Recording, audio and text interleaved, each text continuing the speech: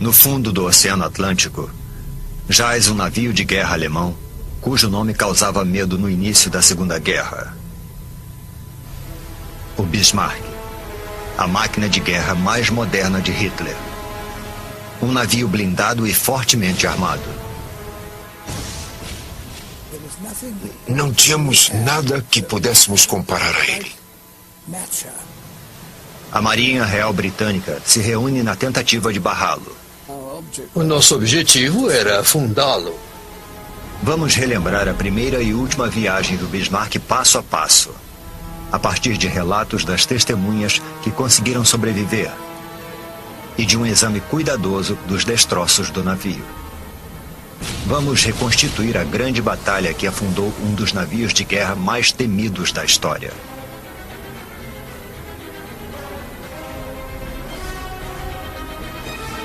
O encouraçado Bismarck, 60 anos depois.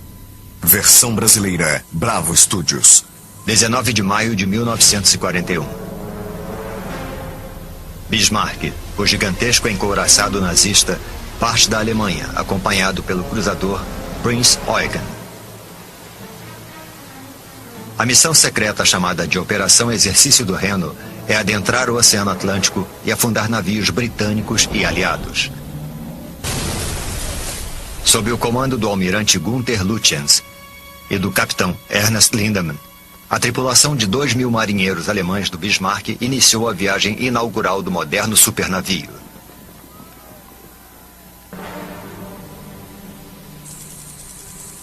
21 de maio de 1941. O Bismarck e o Prinz Eugen chegam a um fiord na Noruega, ocupado pelos alemães.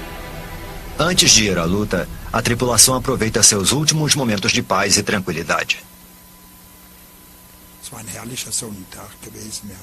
Era um lindo dia quando ancoramos naquele fiord. Tivemos permissão para caminhar no convés. Muitos tripulantes do Bismarck são jovens inexperientes, entusiasmados por estarem a bordo de um navio de guerra novíssimo e considerado invencível.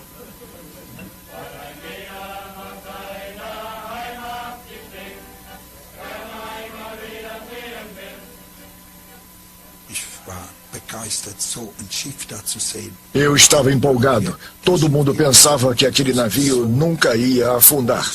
Ele era imenso e tinha muito armamento.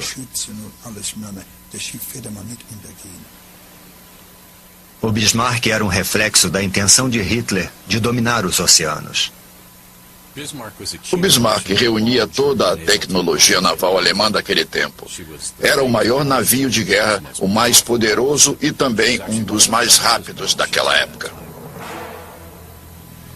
O encouraçado pesava mais de 53.000 toneladas e tinha 251 metros de comprimento. Apesar do tamanho gigantesco e da blindagem resistente, ele atingia 55 km por hora. E o Bismarck estava armado com artilharia pesada. Cada um dos canhões lançava balas de 381 milímetros, que alcançavam 35 quilômetros.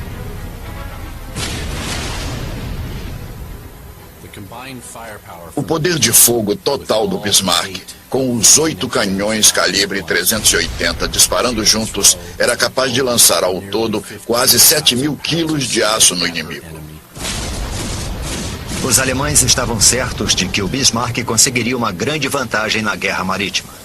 O que eles não sabiam era que o novo encouraçado os aguardava. Manhã de 21 de maio de 1941. Os tripulantes do Bismarck aguardam ordens para dar início à missão secreta, ocultos na escuridão, mas ficam arrasados com o que observam no céu.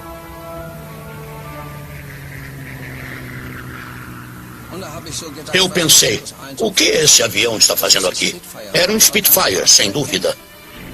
Um avião de reconhecimento britânico localiza o Bismarck e o Prinz Eugen, registrando a famosa fotografia. O plano alemão de esconder a missão do Bismarck foi descoberto. Os britânicos sabem que o perigo é iminente e que o Bismarck é uma grande ameaça. Todos nós, da Marinha Real, sabíamos que aquilo precisava ser destruído. Tínhamos que cercá-lo, atacá-lo e afundá-lo. Entre 1940 e 1941, o único inimigo da Alemanha era a Grã-Bretanha. Apesar de sofrer com os ataques aéreos alemães, os britânicos continuavam resistindo. A Marinha Real controlava os mares, mas o Bismarck desafiava seus melhores navios.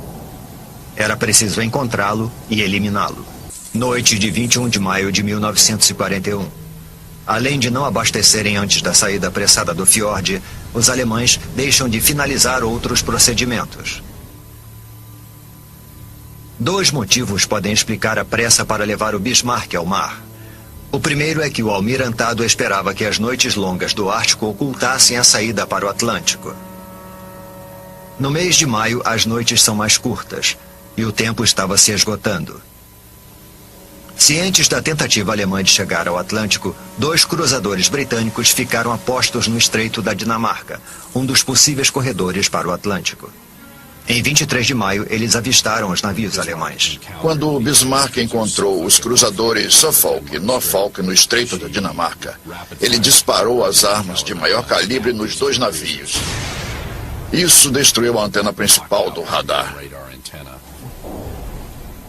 Pela primeira vez na viagem inaugural, o poderoso navio de guerra ataca, mas fere a si próprio. Instalada às pressas, a antena dianteira do radar não suporta o impacto do armamento poderoso do navio. Agora, o funcionamento do radar foi gravemente prejudicado. Isso fez o Bismarck e o Prinz Eugen inverterem suas posições. Não detectado pelos britânicos, o Prinz Eugen, com todos os radares intactos, assume a liderança. Enquanto isso, navios britânicos se aproximam pelo sul. O novíssimo navio de guerra Prince of Wales e o navio Capitânia quase mítico da Marinha Real, o Hood. O passado vitorioso do cruzador de 1918 lhe rendeu o apelido de Poderoso Hood. As pessoas achavam que o Hood nunca afundaria. Nenhum navio é indestrutível, mas as pessoas criaram essa fantasia. Com Suffolk e Norfolk em seu encalço, os navios alemães rumam para o Oceano Atlântico e para a primeira batalha. A bordo do Prince of Wales são feitos os preparativos. Nós conseguimos detectar a posição e o curso do Bismarck e pudemos calcular a hora exata da manhã em que o encontraríamos. É claro que é muito emocionante saber que você vai ter uma batalha terrível às 5h30. Se não me engano, o confronto ocorreu nessa hora. Às 5h35, o Prinz Eugen, seguido pelo Bismarck, avista os 2 navios britânicos no horizonte.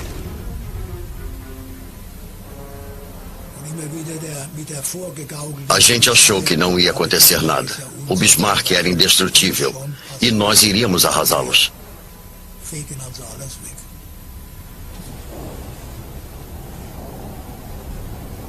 Bismarck e o poderoso Hood, 2 navios capitânias inimigos que se enfrentam. Um duelo de gigantes está prestes a começar e apenas um vai sobreviver. 24 de maio de 1941.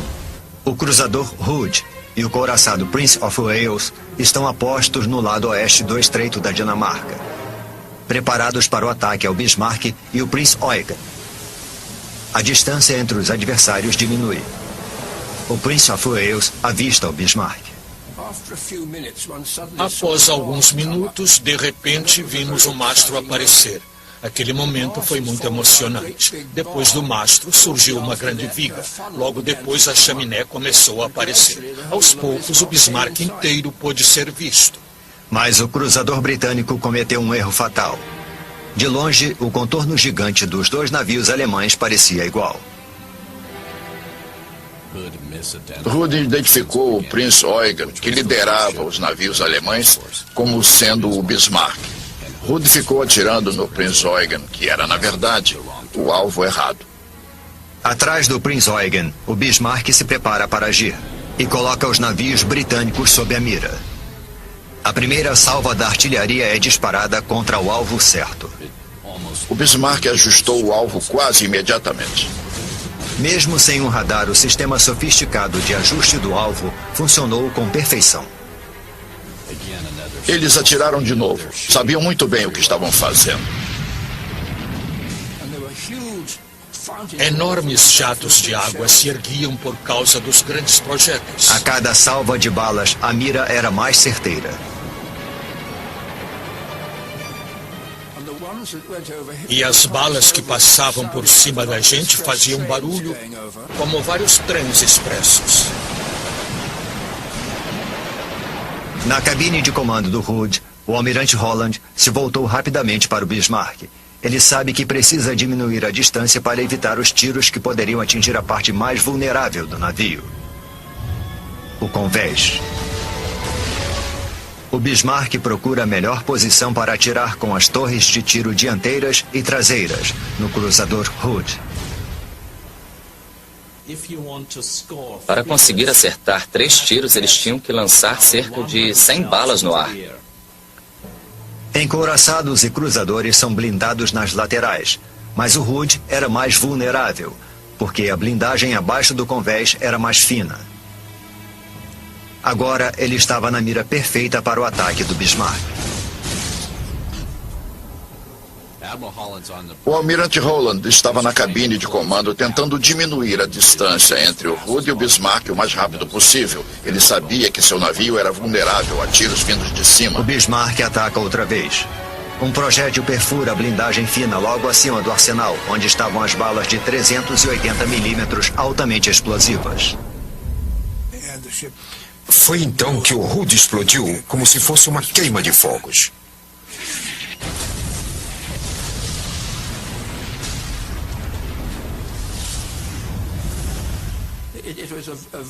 Aquilo foi um impacto muito grande. Pensando bem, deve ter sido o maior choque que recebi em toda a guerra.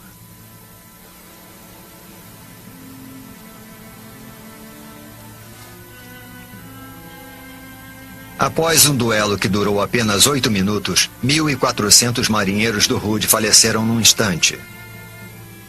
Apenas 3 sobreviveram.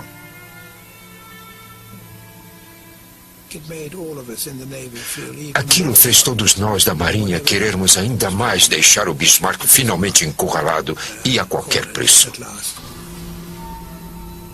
Foi uma grande vitória para a Alemanha. Mas durante a batalha, o Prince of Wales acertou um tiro que mudaria o destino do Bismarck. Um projétil de 35 centímetros de um canhão principal atravessou a proa do Bismarck, perfurando um tanque de combustível e permitindo a entrada da água. A bala atingiu o Bismarck perto do convés e abriu um orifício de saída enorme próximo à linha d'água do lado oposto. A tripulação do Bismarck percebeu o dano e suas graves consequências ameaçavam os alemães. Quase 1.000 toneladas de combustível foram inutilizadas. Assim, o Bismarck perdeu o combustível necessário para poder despistar os inimigos. O combustível seria necessário para a missão do encouraçado no Atlântico. Ele poderia ter sido abastecido na Noruega quando ainda estava em águas controladas pela Alemanha. Hoje vemos que aquela decisão foi fatal. Com a velocidade reduzida, ele ainda podia atirar, mas não podia fugir. O prejuízo foi grave. O Bismarck perdeu combustível e não podia se mover na velocidade máxima. O almirante Lutyens se dirigiu ao porto mais próximo da França, ocupado pela Alemanha, para consertar o navio. O Prinz Eugen, sob novas ordens, prosseguiu sozinho. Apenas após 6 dias foi cancelada a Operação Exercício Reno, a primeira missão do Bismarck, que consistiria em atacar navios aliados. O encouraçado, o grande trunfo de Hitler, tinha experimentado a primeira batalha, a primeira vitória e a dor das primeiras feridas. O mito de sua invencibilidade estava acabando. Na Marinha Real Britânica só havia um grito de guerra: afundem o Bismarck. O encouraçado alemão se dirigia à França com navios britânicos em seu encalço. A perda de combustível era uma grande preocupação. O Bismarck precisava manter a velocidade reduzida para poder chegar até o porto. Os cruzadores britânicos seguiram de perto, mantendo contato por radar. Um deles se movimentava em zigue-zague para confundir possíveis submarinos alemães. O capitão Lindemann ordenou que o Bismarck vá para estibordo, ao mesmo tempo em que o navio britânico se voltava para o porto. Quando ele retornou, o Bismarck havia se posicionado fora do alcance do radar inimigo, desaparecendo das telas. O Bismarck tinha escapado.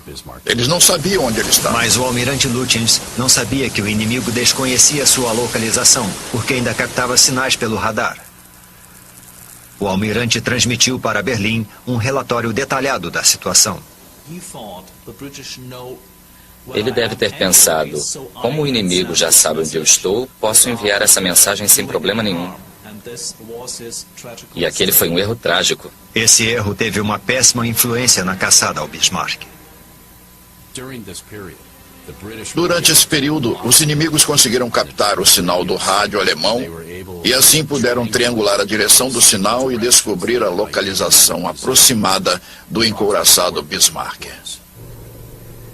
Mas onde exatamente na vastidão do oceano estaria o Bismarck? A Grã-Bretanha enviou hidroaviões Catalina para localizá-lo. Um dos aviões voou durante horas, mas as nuvens bloqueavam a visão. Então, de repente, de forma inacreditável, numa pequena área de céu limpo, algo foi visto na água. Era mesmo o Bismarck. Encontraram o Bismarck. Os britânicos tinham encontrado Bismarck, mas não o tinham vencido. A Marinha Real Britânica reuniu todas as forças para o massacre. Mas o encouraçado estava quase em águas seguras, próximo à proteção da Força Aérea Alemã. Ele tinha uma grande chance de conseguir chegar à França em segurança. A Grã-Bretanha só teria um modo de impedir o Bismarck. Só poderia ser com um ataque aéreo. Só uma embarcação, o porta-aviões Ark Royal, pode impedir o encouraçado. Pilotos experientes preparam os torpedeiros Swordfish para uma missão arriscada. Mas o tempo estava fechando e podia não haver combustível para alcançar o Bismarck. Eu coloquei a aliança por baixo da luva e quando eu estava no convés do voo, no avião, antes de decolar, eu comecei a sentir uma coisa e pensei, tomara que eu volte dessa. Mas no ar não há lugar para sentimentos. Os pilotos lutam contra o mau tempo e se concentram numa única missão: liquidar o Bismarck. A cerca de 8.000 pés, seguimos em direção ao encouraçado e começamos nosso ataque. O Swordfish é robusto, mas lento. É uma tecnologia de outra geração.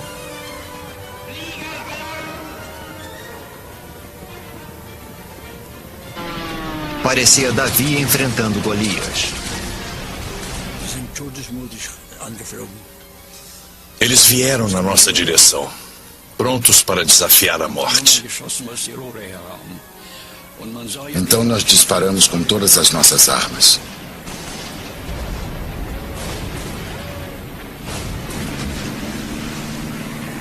Parece incrível, mas nenhum avião foi derrubado. A partida apressada do Bismarck, a tripulação inexperiente e os canhões de defesa antiaérea antiquados desempenharam um papel devastador. Os canhões antiaéreos eram pesados. Lançavam balas de 105 milímetros e não podiam atirar numa altura baixa o bastante para atingir os torpedeiros, que eram bastante lentos e voavam relativamente baixo. A tripulação era inexperiente. Não recebemos treinamento para atirar em aviões vindo em nossa direção. Otto Hunt utilizava um canhão antiaéreo de 37 milímetros, que ficava um pouco acima de um canhão maior. Eu disparava um canhão de 37 milímetros e quando um de 105 milímetros disparava logo abaixo, era um clarão tão forte que eu não via mais o alvo. O Bismarck era um gigante furioso disparando às cegas. Eles disparavam com o armamento principal e nós víamos torres de água se formando à nossa frente. Se alguém voasse em direção a elas, acabaria sendo desintegrado. Os pilotos do Swordfish lançaram o carregamento mortal. Calculo que eu estivesse a uns 80 metros quando lancei o torpedo. Meu copiloto, que olhou para o lado quando nos afastamos do navio, viu meu torpedo correndo na água, porque ele deixa um rastro atrás de si. Um torpedo, talvez o de Patterson, atingiu o Bismarck no ponto mais delicado, abaixo da linha d'água, o único lugar que poderia deixar o encouraçado vulnerável. O leme, seu calcanhar de Aquiles. Acho que foi pura sorte nossa atingir aquele ponto do navio.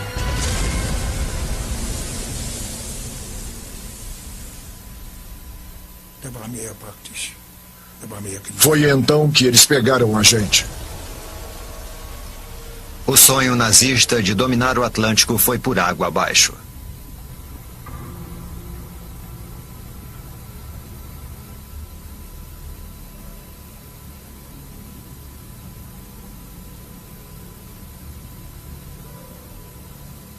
Na expedição, as lembranças tomam conta dos 2 veteranos do Bismarck.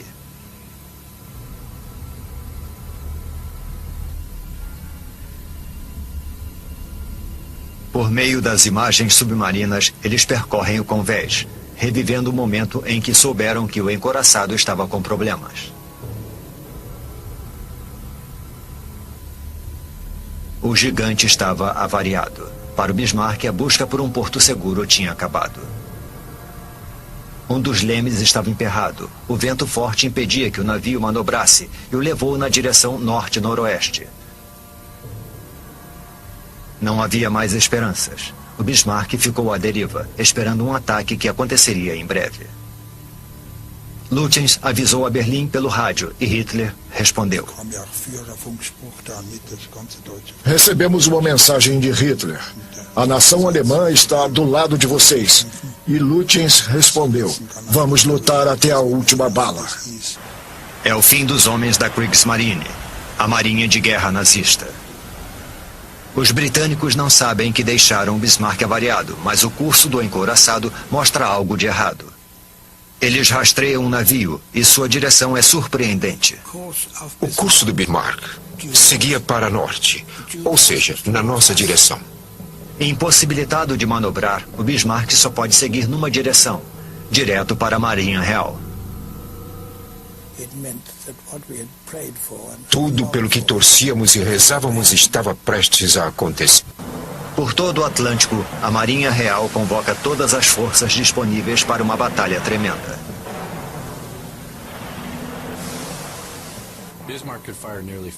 O poder de fogo do Bismarck era quase 7 toneladas de aço. Mas na batalha final, o inimigo era 5 vezes mais potente. O Prince of Wales e o King George V podiam disparar salvas de mais de 8,5 toneladas cada um. O Sheffield, um cruzador ligeiro britânico, atirava 1 tonelada de balas. O Rodney lançava quase 7 toneladas de balas no inimigo. E essas são apenas 4 das embarcações que cercaram o Bismarck. Foi então que percebemos. Minha nossa, agora estamos perdidos.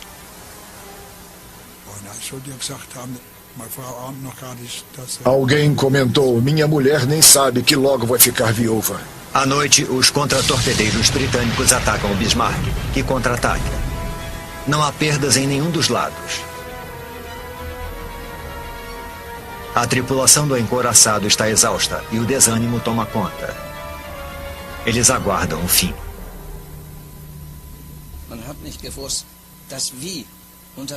A gente não sabia ao certo como nem quando, mas sabia que aconteceria.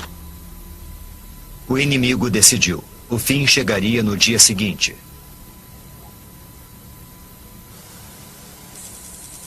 Às 8h45 da manhã, 27 de maio de 1941.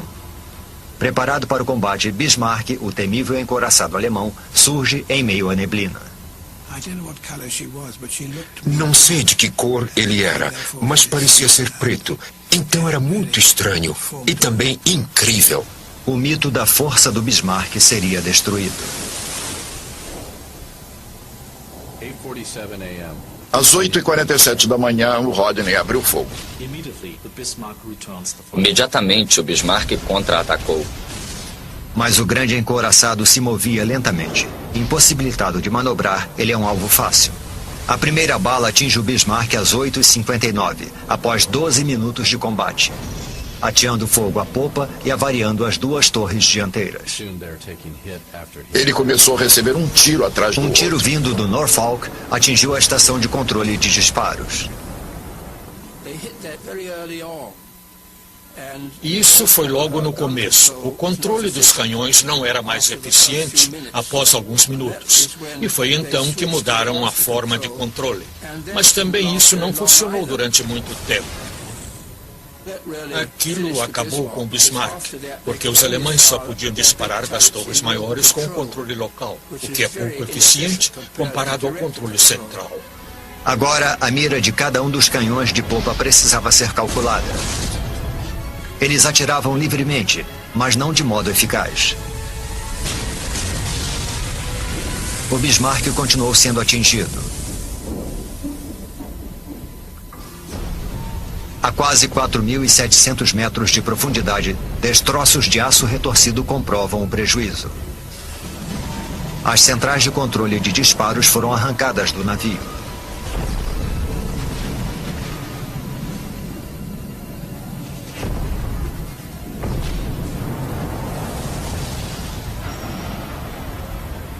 Tiros explodiram os hangares e a catapulta dos hidroaviões Arado 196. A catapulta nunca lançou nenhum deles. Os hangares permanecem no lugar, mas os hidroaviões foram incinerados no inferno que consumiu o Bismarck.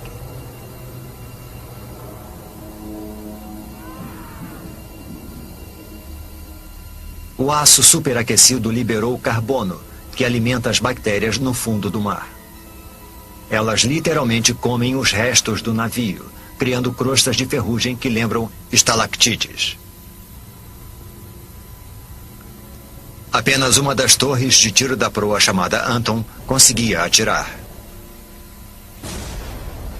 Os inimigos fizeram mais um estrago decisivo. A torre de tiro A estava fora de funcionamento. De repente foi o mesmo com a torre B. Foi uma explosão gigantesca. A parte de trás da torre B foi arrancada. Quando outro tiro atinge a Anton, os destroços danificam a torre de tiro Bruno e matam quase todos na parte aberta da ponte. Quando o navio afundou, as torres de tiro caíram com o peso, deixando esses buracos.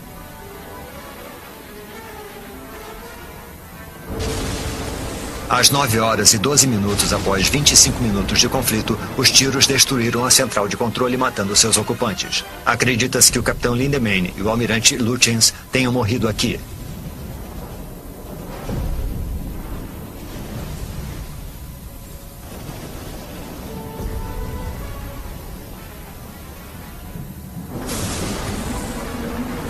Mesmo com os líderes fora de combate, os atiradores conseguem disparar várias salvas de tiros com controle local.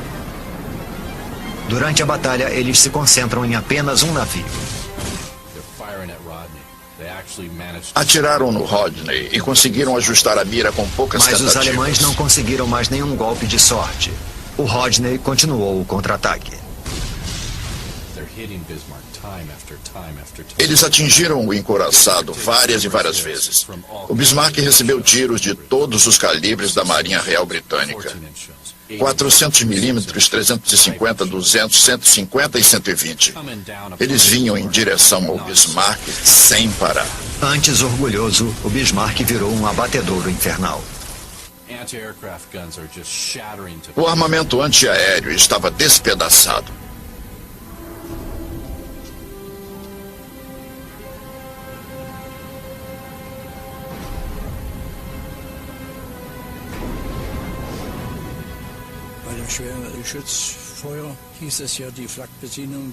Recebemos ordens para procurar abrigo na superestrutura, mas eu achei que não seria seguro. Me escondi atrás da Torre Dora, onde antes iam parar os cartuchos vazios. Foi assim que percebi que Dora não estava funcionando.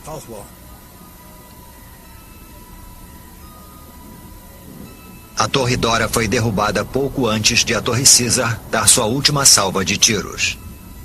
A fumaça obrigou os marinheiros a se retirarem.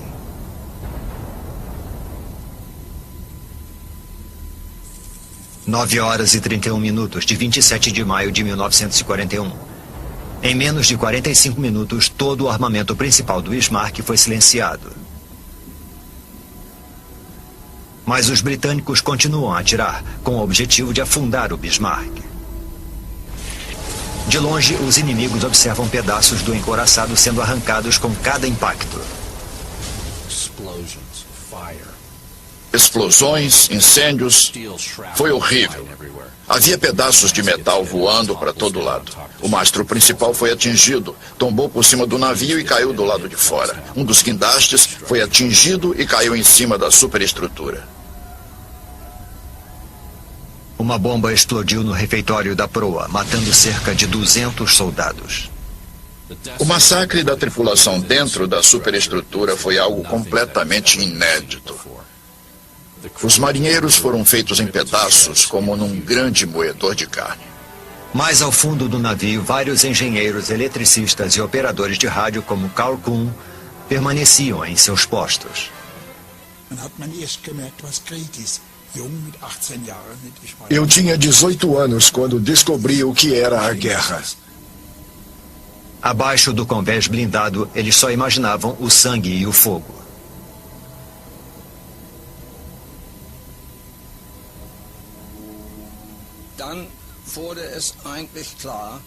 Aos poucos foi ficando claro que estávamos atirando cada vez menos e que éramos cada vez mais atingidos. A gente percebe, escuta e sopra, mas sem saber o que vai acontecer depois. Com os canhões do Bismarck silenciados, a Marinha Real Britânica se aproximou mais do alvo. O Rodney e o King George V se aproximavam cada vez mais. Então, a elevação das armas, que começou assim, ficou assim de tão perto que estavam. O Rodney se aproximou do Bismarck até que o encouraçado ficasse ao seu alcance direto. Apenas 3 quilômetros separavam os navios. Eles podiam ver as explosões, com pedaços do navio indo pelos ares, voando para o mar e caindo na água. As balas ricocheteavam em volta do Bismarck, vindas de todos os navios que atiravam nele. A artilharia não funcionava mais. Agora era cada um por si. Mas muitos tripulantes não estavam familiarizados com o labirinto no fundo do Bismarck.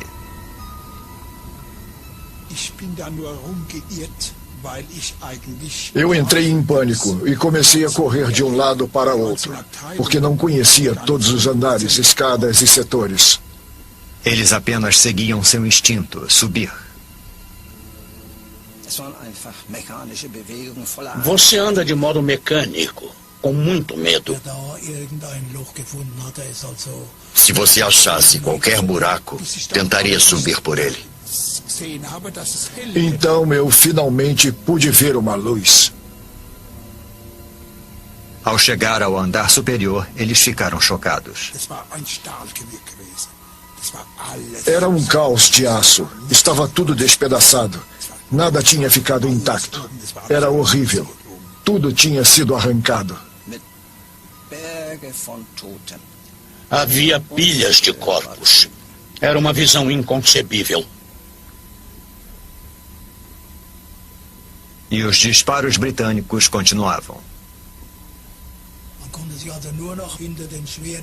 A única coisa que você podia fazer era se esconder atrás de torres de tiro dos canhões de 380 milímetros enquanto o inimigo disparava e tentar salvar a sua vida.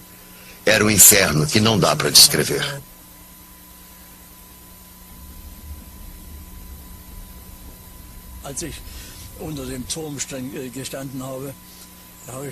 Eu estava atrás da torre e pensei em descer outra vez.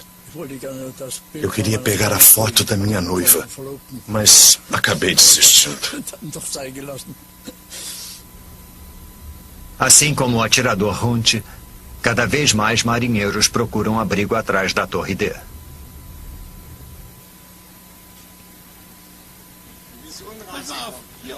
É aqui. Foi daqui que eu saí.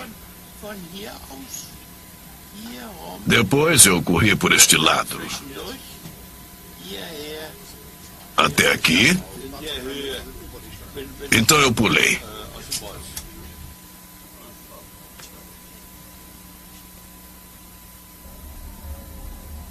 Os britânicos viam os marinheiros se jogando na água fria. Enquanto observávamos, vimos uma fileira de homens. Era a primeira vez que víamos o inimigo pessoalmente. Uma fila de homens vinha da superestrutura e corria para a lateral do navio até o convés, como limingues pulando no mar para fugir daquele inferno a bordo. Completamente avariado, o casco oscila sobre as ondas, mas o navio não afunda. A grande ironia é que esse era o ponto forte do Bismarck. O casco foi criado para resistir a batalhas daquele porte. E apesar da superestrutura, dos canhões e de tudo mais terem sido destruídos e transformados em pedacinhos, o casco se mantinha firme. Apesar da situação desesperadora, os alemães não se renderam. Nenhum marinheiro alemão quer ter seu navio em mãos inimigas. Durante décadas, uma pergunta ficou sem resposta. Os britânicos aniquilaram o Bismarck ou os alemães o afundaram? Furos no casco só adiantariam o naufrágio. O navio estava destruído quando afundou. E então, não muda nada saber se eles fizeram buracos ou se foi um torpedo britânico. O casco está quase intacto, mas há pontos em que o afundamento intencional fica visível. Aqui vemos o metal retorcido de uma entrada de água aberta abaixo da linha d'água.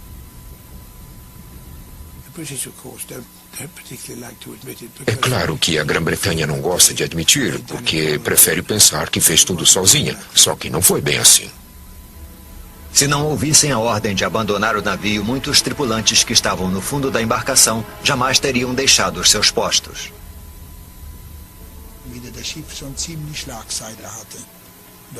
Quando o navio estava quase virando, eu acionei meu colete salva-vidas e pulei na água. A água estava muito fria e também repleta de combustível.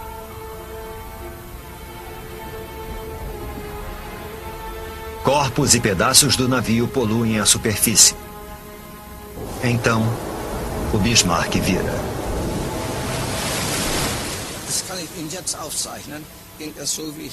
Eu poderia até desenhar. Ele afundou assim, verticalmente, pela proa. E deve ter demorado uns 5 minutos.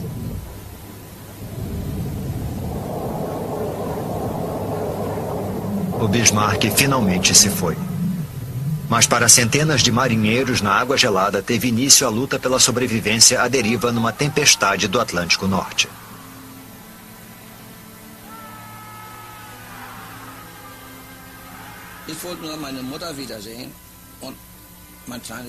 A única coisa que eu queria era ver minha mãe e a namoradinha que eu tinha na época.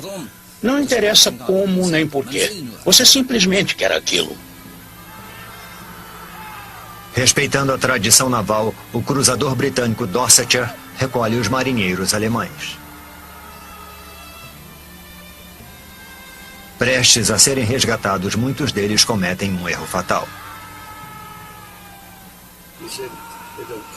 Eles nadavam em direção ao navio. Acabavam sendo empurrados pelas ondas e batiam a cabeça contra o casco.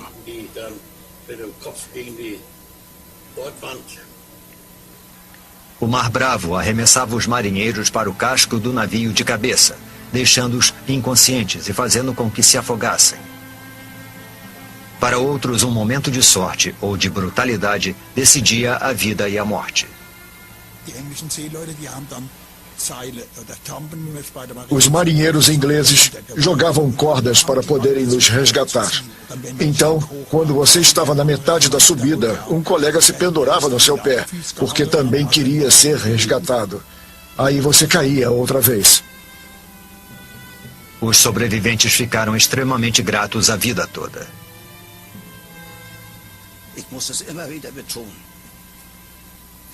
Preciso repetir isso muitas vezes.